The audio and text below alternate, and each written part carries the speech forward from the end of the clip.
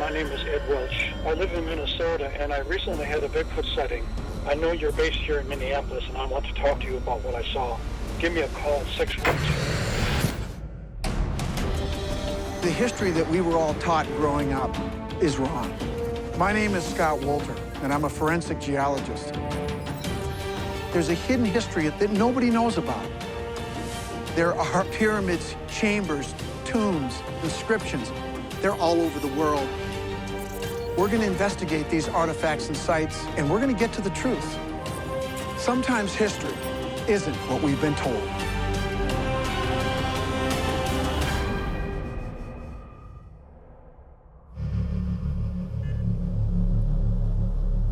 Every time I hear about a Bigfoot sighting, the story is the same. A hairy creature skulking around on 2 feet or hiding in the woods. It's what eyewitness videos always seem to show.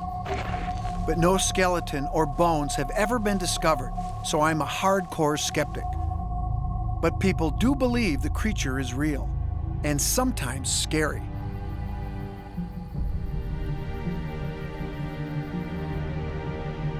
Most people think that as a geologist, I don't bring much to the debate. But I have to think that just like other American mysteries, like what happened to the lost colony of Roanoke, there might be clues carved in rock. Native Americans recorded a lot of things in rock art, and if evidence like that exists, it could suggest the creature is or was real.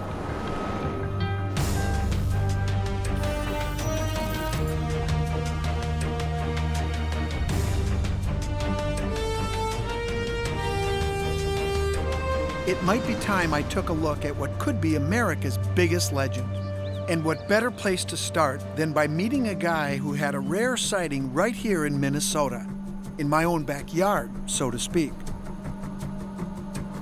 You know, I get lots of tips from people about Bigfoot, and what's nice about your experience is we're both from Minnesota. My sighting had so much detail, it was too evidential to ignore. It really happened. Yes. About 100 yards in this direction.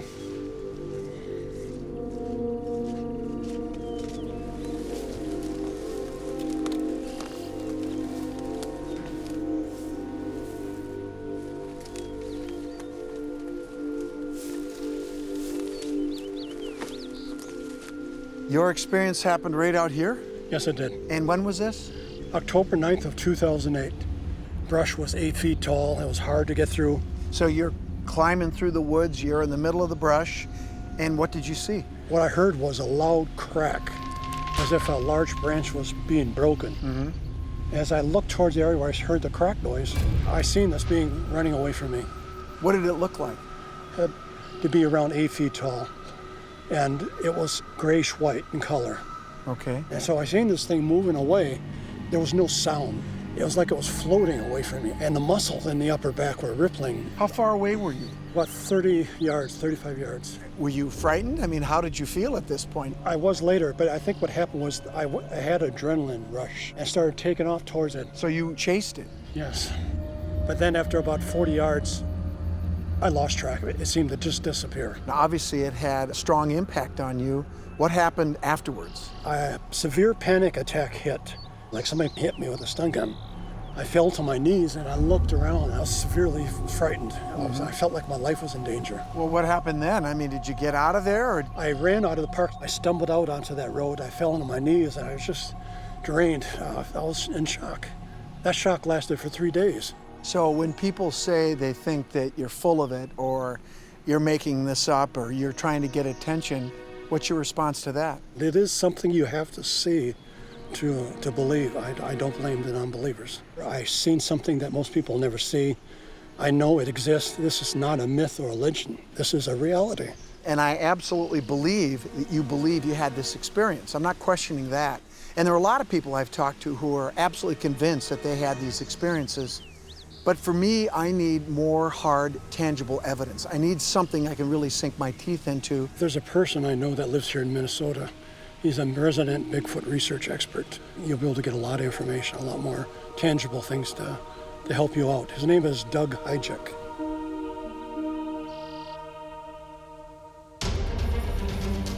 Over the last 90 years, there have been more than 3,300 Bigfoot sightings in the US and Canada. But the legend of Bigfoot, or Sasquatch, goes far beyond North America. Almost every country has its own story of a Bigfoot-like beast. The Aborigines of Australia have tales of the Yowie. And in South America, a creature similar to Bigfoot goes by many names, including Mapinguari. And of course, in the Himalayas, stories of a similar creature called a Yeti exist. People have wondered for a long time if the Yeti and Bigfoot might be connected, but so far, no one's been able to prove a link, despite hundreds of eyewitness accounts in both parts of the world. Most of these eyewitness accounts sound like Ed's, and to convince me that Bigfoot exists, I'll need more evidence than a first-hand report of a fleeting sighting.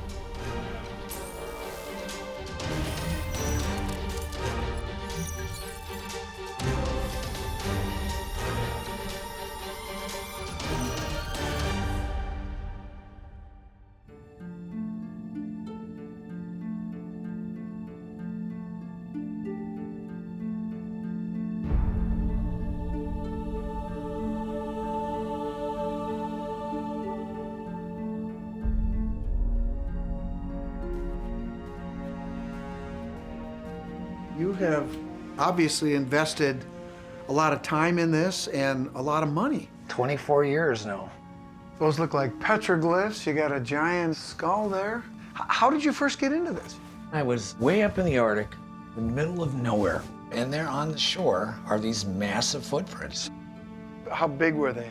They were about 14 inches Okay. at the length. The stride between them was between 40 and 48 inches. There were footprints on both sides of 7-foot tall spruce trees. Going Where over one the tree, top? yes. And so it walked over and This wasn't a polar bear or something like that, no, right? this was very clearly toes, just like big human feet, and they were deep. So I get home, and I can't get this out of my mind. Right. Something made those tracks. Sure. And I started contacting every scientist I could, anybody who would listen to me. I went on literally hundreds of expeditions, tested blood, scat, hair. I probably have conducted more scientific tests on evidence than anybody else. Clearly, this has been a very personal mission for you to get answers, and it's obvious to me that you're not kidding around. Absolutely. Because I have to be honest, when I hear the term Bigfoot, it almost sounds comical. I like to refer to it as a North American ape, Okay. but I think that best describes what it is. I would like to talk about some of the scientific aspects of this. You must have heard of Gigantopithecus. Yeah, absolutely. I've got a replica skull right here. Gigantopithecus, or Giganto, is an extinct ape that lived thousands of years ago in Asia. Evidence of Gigantopithecus was actually discovered by accident. In 1935, Dr. Ralph von Königswald came across a large molar in China. He figured out that it belonged to a type of ape that had never been identified before. Today, this species is known as Gigantopithecus blacki, the largest primate ever to roam the earth. This is Giganto. This is the ape that lived in Southeast Asia. Okay. The brown areas represent all the fossils that have been found in Southeast Asia. So the dark areas are actual fossil material that's Yeah, been yeah, collected. those are The the white is all reconstructed. And because of the way the jaw sits and because of the way then that the vertebrae come up into the skull, some scientists believe that this animal probably walked bipedal. Upright. Upright, yep. How old is this thing and how tall was it? These fossils were dated at about 300,000 years. Okay. And this ape was believed to stand at 10 feet tall. So it's 10 feet. quite big. Yeah, it's definitely the real King Kong. Can I look at that? It was cast by a sheriff in Grays Harbor, Washington, way back in the 70s. He knew his stuff, and he knew he was looking at a real animal track. Well, this is clearly not a bear. This is not any animal I've ever seen. It looks like a human foot. You know, we have real bone. We have evidence of a giant ape. Could this be related to Bigfoot? It absolutely could be related. I mean, it may have crossed the land bridge. Scientists believe that nearly 12,000 years ago, a land bridge connected Asia with North America. The Bering Strait land bridge allowed humans and animals to roam freely from one continent to the other. This is why some people think the Yeti of the Himalayas and Bigfoot of North America are connected. If a huge ape, known as Gigantopithecus blacki, or a Yeti was living in Asia at that time, who is to say it didn't migrate over to North America with other species? I wouldn't say that now, but maybe I could be convinced. Some of the most compelling evidence is the authentic Sasquatch hairs that I've examined. Hair. I have some in my possession. Wait a minute, you're saying you actually have some Bigfoot hair?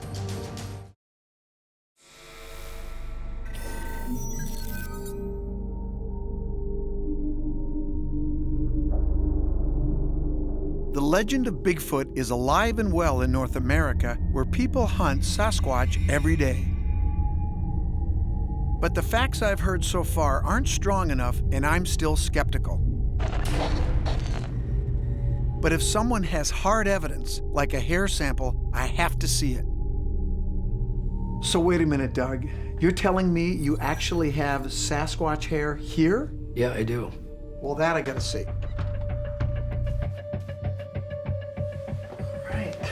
So this guy is a supposed Sasquatch hair. Sasquatch hair has been hard to get DNA out of because of the lack of the medulla. Okay. Because that's what holds the majority of the DNA in a hair. If I was to get this analyzed for DNA, it's going to need to go into the hands of somebody that really gets it. And explain to me what the medulla is. The medulla is just simply the core in the center of the hair. Where'd you get it? This originated from a Forest Service worker in the Blue Mountains of Washington, kind of an arid area, and there was a spring there, and he was noticing footprints day after day. Can we take a look with your scope here? Yep. But if you go ahead and just flick those two switches on.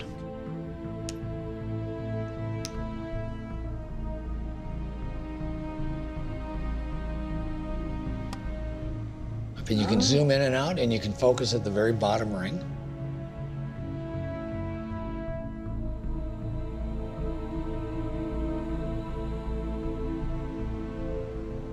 Well, here we go. Let's back off a little. And I've checked the scaling from another small sample, and the scaling is primate. The scaling on hair fibers can serve as a fingerprint in identifying an animal. For example, scaling on a deer hair has a diamond scale pattern, while scaling on a human or a primate is thicker with an irregular wave pattern. Doug believes his hair fiber is similar to that of an ape, and since apes are not indigenous to the Pacific Northwest, Doug believes it's a different creature. He believes it's Bigfoot. Sasquatch hair has to have a naturally worn tapered end, meaning it is never cut. Since hair grows from the root up, if once the hair is cut, it's always cut. Okay. It never can go back to a naturally worn end. You can see where it has not been cut. Now, if we were to take one of your hair, I mean, it looks like a knife. It's been cut. It's that sharp, the end of the hair. Yeah, let's do it, and you'll see what I'm talking about on that blunt end. There we go.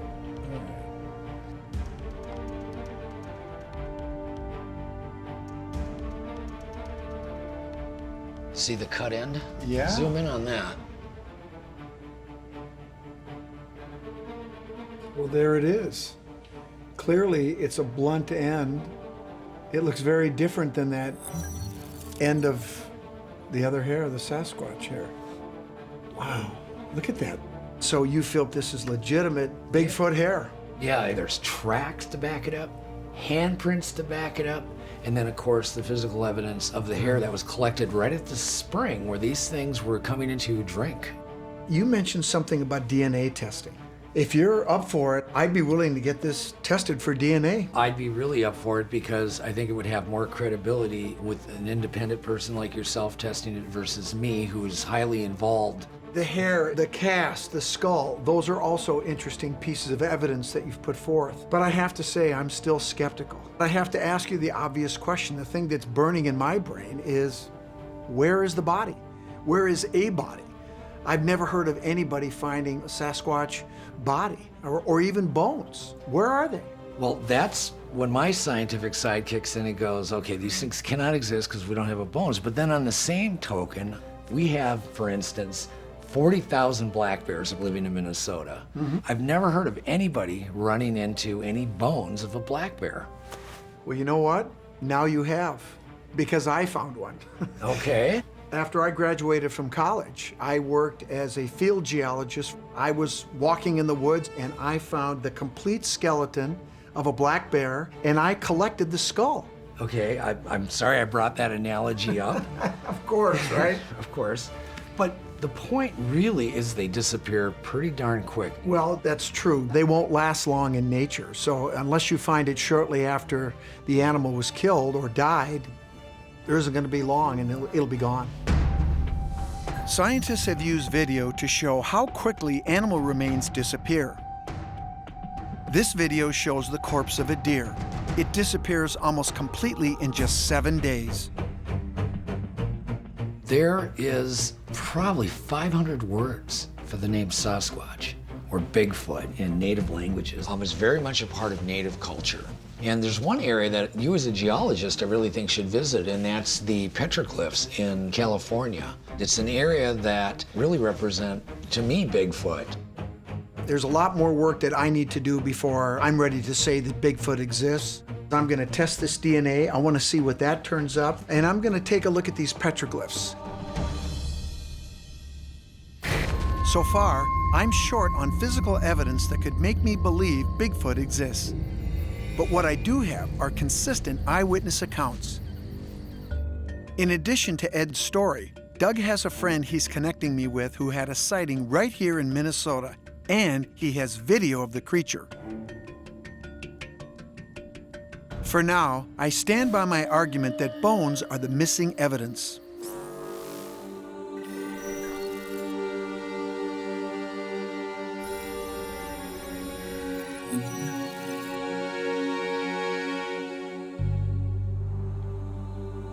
I'm intrigued by the Bigfoot petroglyph that Doug mentioned. It's in California, which is prime Bigfoot country. There are more sightings here and in the Pacific Northwest than anywhere in the country. As a geologist, clues in stone sound very promising. And the fact that it's Native American makes me wonder just how old it is. Kathy. Yes. Nice to meet you. Nice to meet you too. Grab a seat. Oh, thank you. I'm interested in learning more about Bigfoot. It just so happens you're sitting in the heart of Bigfoot country right here. In the 4 counties that make up this national forest, there are over 55 sightings. 55 sightings. Yes. For me, I don't consider it hard evidence, but I was talking to a researcher in Minnesota who talked about some petroglyphs out here. Now, being a geologist, that's something I can literally get my hands on. You must know something about these. They're actually petrographs. They're not petroglyphs, so they're not carved into the rock. They're painted on. They're painted on? They're painted on, so they're difficult to date. Well, that is different. Unfortunately, I'm not going to be able to do much with that. I do have something that I can show you that I think the geologist in you would appreciate. And what's that? Would you like to see Bigfoot's bones?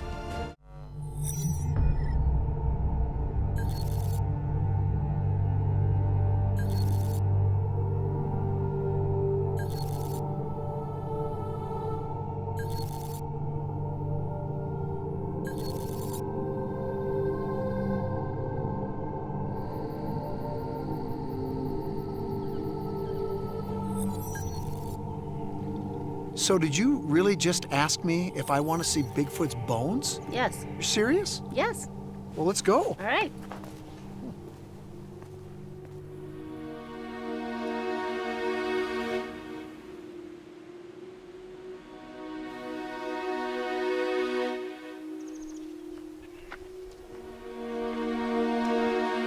So here are Bigfoot's bones. Well, this is a natural rock outcropping. How does this connect with Bigfoot's bones? According to Native American stories, rocks like these symbolize Bigfoot bones. They do kind of look like bones a little bit, the way they're rounded. Well, we have a local tribe known as the Miwok, and they have a traditional story. Bigfoot was known for taking children, and he would carry a basket on his back, and that's how he would take the children. The tribe set some pine cones on fire, threw it down into his basket, and he caught on fire. And he asked the people, which way should I fall? And they told him to fall to the north. And so this is where he fell. This is a mythological story. Yes. You know, I've certainly dealt with giants before. You've probably heard of the Judah Stone in Cherokee territory. And their stories talk about a giant who hopped from mountaintop to mountaintop. The giant stories are very pervasive through Native American cultures all across the continent. These stories within the native tribes about these giants, could there be a connection with Bigfoot? I feel there's a very strong connection because when you look at the description of what these giants look like, they're hair covered, they're bipedal, they're very large, and the tribes felt they were just another form of people. You know, I brought something with me that I'd like to show you that I think will help seal the deal that these tribal stories are about Bigfoot. Okay, I'm ready. Let's go.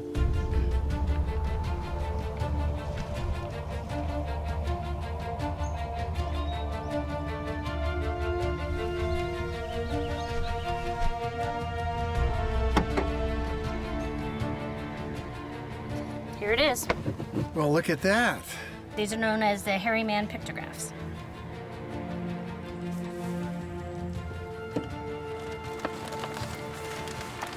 When you lay this over the pictographs, it gives you a better sense of what you're looking at. Oh, yes. It sure does. Well, this looks like it could be a depiction of a Bigfoot. And this looks like a smaller one, and then a smaller one yet.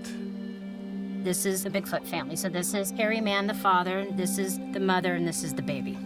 This is obviously a replica. How big is the actual pictograph? Well, hairy man himself is 8 feet tall. He was drawn life size. And so the cave itself is probably somewhere around 12 to 10 feet long. Really? Yes, this pictograph is part of a traditional story that they have about how man was created.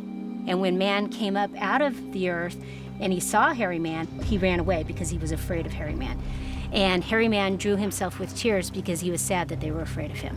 How old is this? We know it's at least 500 years old, but we suspect it may be as old as 1,000 years. 1,000 years. This is long before Hollywood and popular media became obsessed with Bigfoot.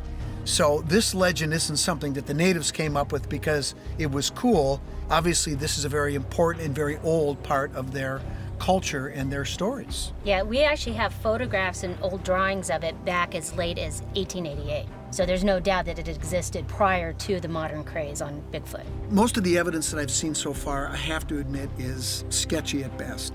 But the oral traditions of the native cultures is very compelling to me. So based on those native stories, I know exactly where I'm going next.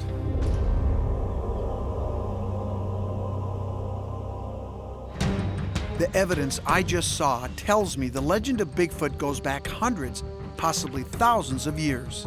And maybe that means the creature people hunt for was real, or still is. In order to find the truth, I need to look beyond Sasquatch sightings in North America to the place where many believe the creature originated.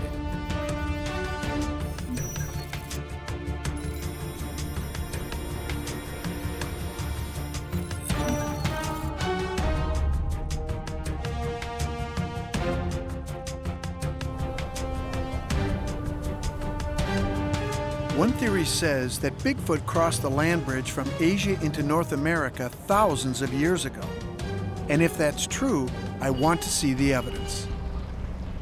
If the Yeti, another legendary ape-like creature that roams the Himalayan mountains, is related to Bigfoot, then the stories, the behavior, and hard evidence like hair and footprints should all match up, or at least be similar.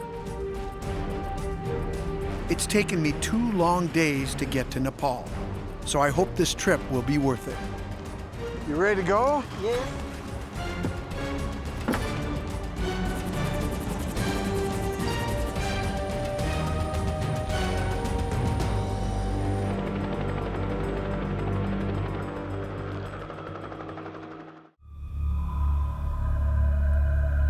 The legend of Bigfoot is strong in the United States. So strong, there are hundreds of people looking for him every day. What if a terrifying creature whose origins date back thousands of years really does exist?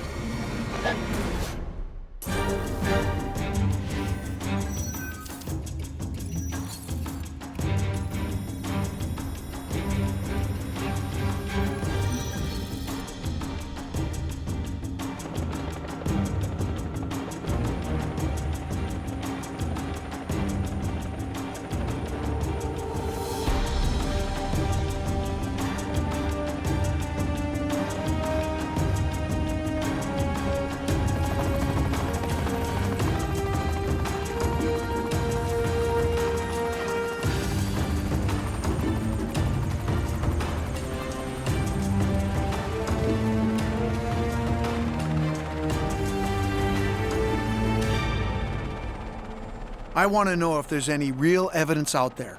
If there is, it might just be here in Nepal. I'm headed to a town called Namche Bazaar.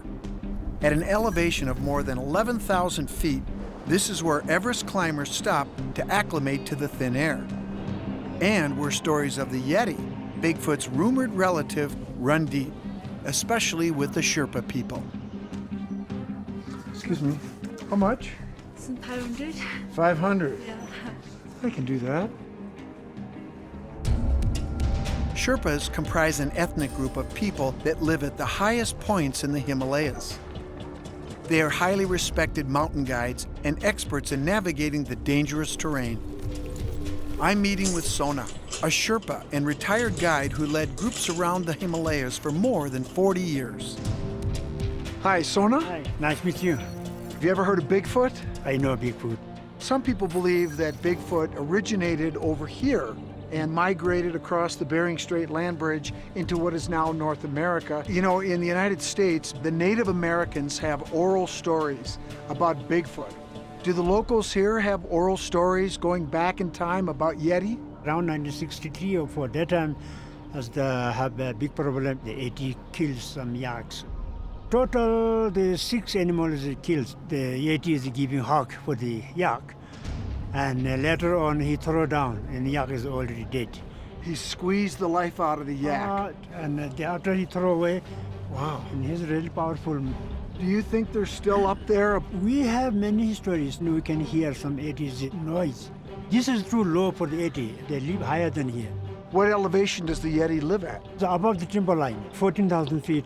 Are there any other large mammals that live up there, like bear or mountain lion, that could explain these attacks? No, it's the bear doesn't come this high. So the only thing that could explain these attacks is a Yeti, right? Yeah. Well, Sona, these are great stories, very intriguing, but I have to say, I'm still skeptical. Yeah, you can talk to some other guy. He saw it some Yeti. So you're saying that you know somebody who's seen a Yeti? Yeah.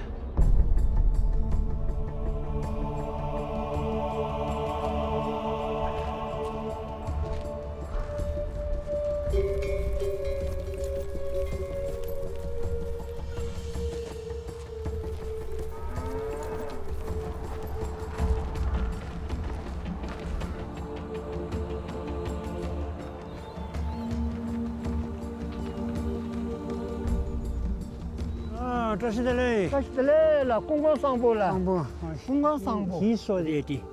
Yeah? Yeah, Mingmadurji. Mingma, nice to meet you. Tell me about your experience. Luda.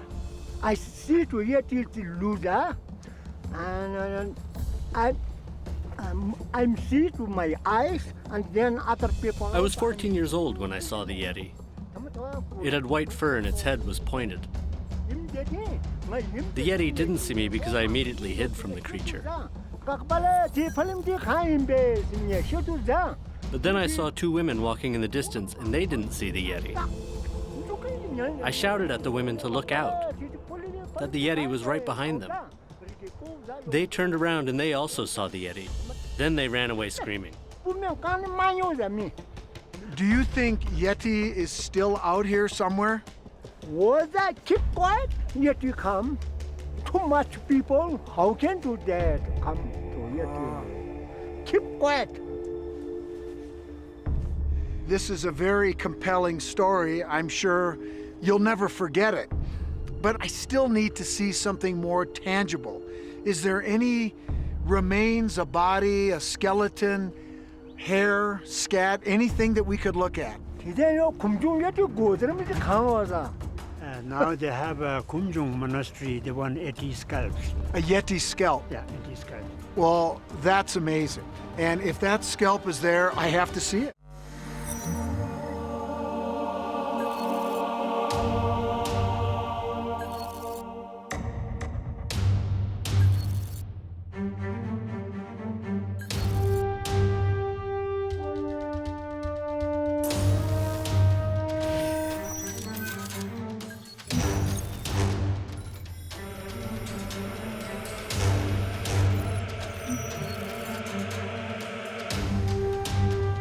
I'm in Nepal trying to figure out how legends of the Yeti connect to legends of Bigfoot in America. People in both places report scary encounters with tall, fur-covered creatures that often hide in the shadows. I want to know, could these creatures be related? And are they even real? Before I left the US, I sent an alleged Bigfoot hair sample from a researcher named Doug Hychek to a lab for DNA analysis. These results may be the key piece of evidence I'm searching for.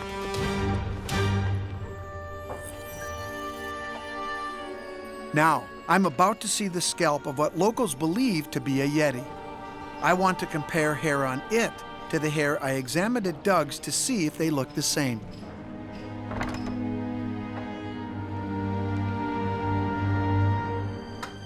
Hello? Hello.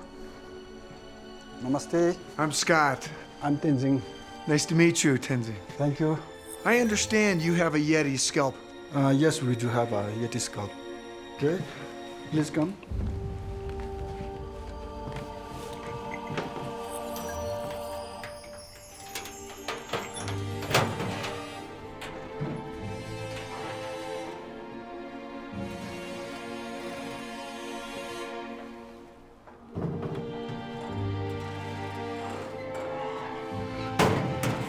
Where did you get this?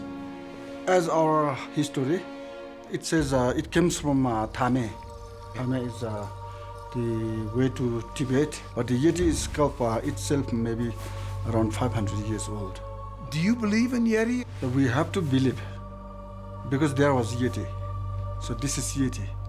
You are human, Yeah. so I have to believe you. You are the human. Okay. Okay. Because I'm here? Yes. Is it possible that this could be a different animal? Maybe bear or a yak or something else? This is not a yak, not a bear. This is not a bear area. Is there any chance that I could take a closer look at this? Could you open the box? There's something specific that I would like to look at on one of the hairs. You've heard of Bigfoot in North America? Yeah. I Yeah. heard. Many people believe that the Yeti is connected to Bigfoot. I talked with a person who had a Bigfoot hair, and the end of the hair was very unique, and it tapers.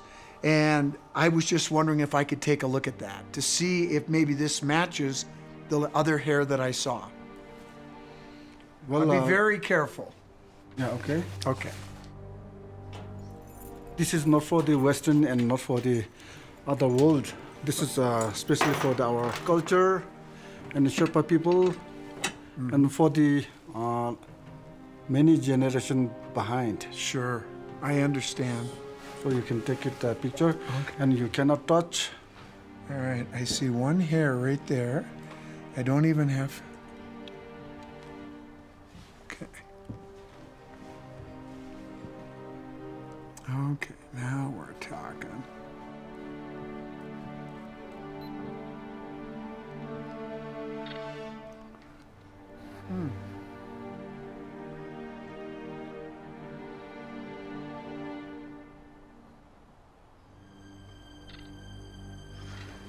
Okay, let's see here. See that hair there? It doesn't taper, it breaks off. Without being able to touch the scalp, it is hard to get a perfect image. but the photos are clear enough that I can see the end of the alleged Yeti hair is blunt, just like the end of a human hair that's been cut. This means the animal that this hair belonged to was domesticated, had its hair trimmed, and was not wild like the Yeti. But who am I to say that the legends these people believe aren't rooted in some element of truth? So you believe this is a real Yeti scalp? Yes, I do believe this is a real Yeti scalp. I know this is very important and very sacred to you. It's part of the oral stories that your people have. Just like in North America, Native Americans have many oral traditions about Bigfoot. Yes. Even though Tenzing believes this is a real Yeti scalp, the evidence I just saw isn't enough to convince me. But it's impossible to deny that the legends run deep here in Nepal and back home in the US. And there's still one last piece of evidence to examine: the DNA results from Doug's alleged Bigfoot hair sample. That could be exactly the hard evidence I'm looking for.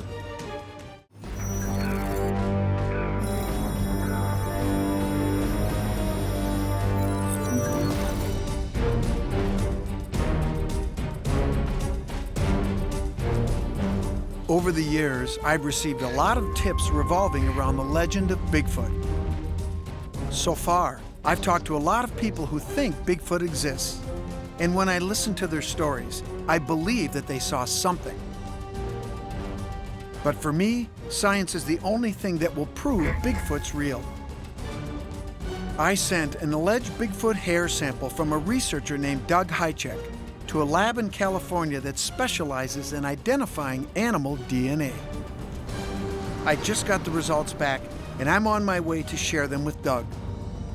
He also has an eyewitness who claims to have proof that Bigfoot exists right here in Minnesota. Hey, Doug, this is where your buddy had an encounter, right? Yep. It's extremely rare to have a daylight sighting. Well, while we're waiting for him, you remember that hair sample that you gave me? Oh, absolutely. We sent it in to the University of California. I have the results right here. The sample was received on May 13 of 2014. The DNA was extracted according to standard operating procedures. The resulting sequence was compared with known sequences deposited in GenBank. The DNA obtained from the hairs matched reported sequences for human Homo sapiens.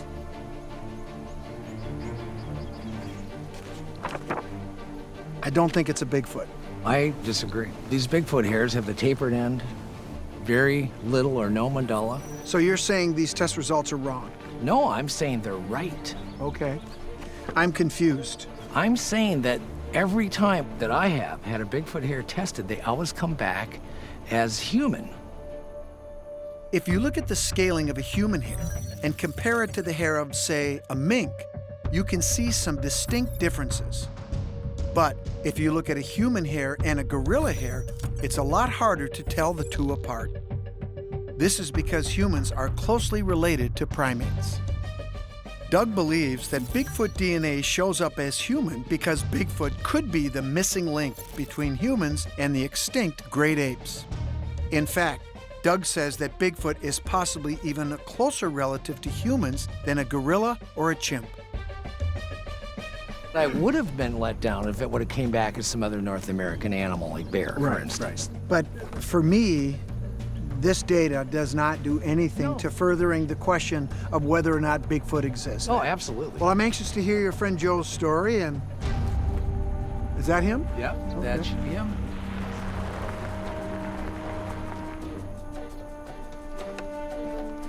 Hey, Joe Scott. Pleasure to meet you. So, you're the one that saw Bigfoot.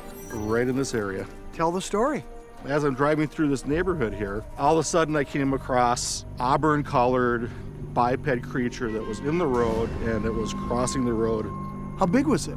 I estimate it to be about 8 feet tall. Didn't seem to have like a bob, you know, like a human would bob. I mean, it was fairly fluid, but it was the 2 steps that I saw and then into the bush it went. Okay, it was a short sighting. Yes, exactly. Okay. But very solid. I mean, I have no doubt what I saw. Okay, but I don't think you're making this thing up. I think you definitely saw something. But you know, these anecdotal stories, for a hard scientist like me, it's really tough to do much with that. About 2 weeks after that, on the news, another couple had recorded, using their iPhone, an auburn-colored animal. Really? And yes, about 10 miles east of here. So you guys are convinced it's the same creature? Well, what I think is his story backs up the video evidence that it's probably legit. So and their video evidence backs up Joe's story. Do you have that video? Yes, we do.